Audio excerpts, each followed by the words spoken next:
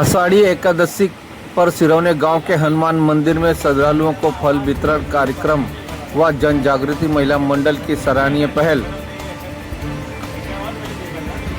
जी हम बात करें नई मुंबई के नेरुल में आषाढ़ी एकादशी के पावन अवसर पर नई मुंबई के सिरौने गांव स्थित हनुमान मंदिर में जन जागृति महिला मंडल द्वारा श्रद्धालुओं के फल उपवासन प्रसाद का वितरण किया गया। इस धार्मिक व सामाजिक सेवा में कार्य में बड़ी संख्या में श्रद्धालुओं ने भाग लिया। महिला मंडल की इस सराहनीय पहल की स्थानीय लोगों ने प्रशंसा की और सेवा एवं सामाजिक एकता का सुंदर उदाहरण बताया।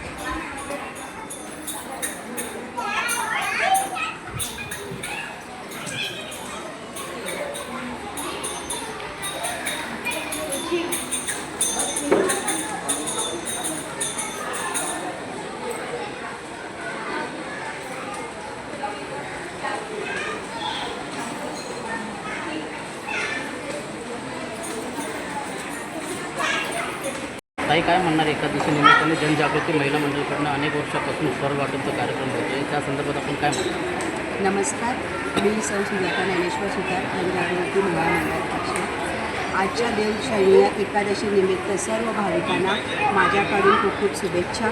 दरवर्षीप्रमाणे आपण हनुमान मंदिरात आषाढी एकादशी निमित्त फराळ वाटप करतो।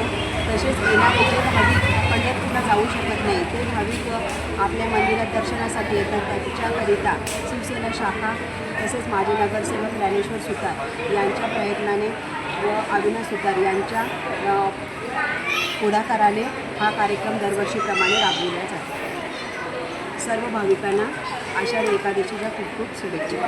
ताई काय म्हणणार आपण की सर्व महिला मंडळी ते एकत्रितपणे कामं करतात आणि सगळ्यांचा सहयोग असतो, याच्यामध्ये किती भाविक येतात? नमस्कार, मी एकादशी निमित्त सर्वांना शुभेच्छा देते।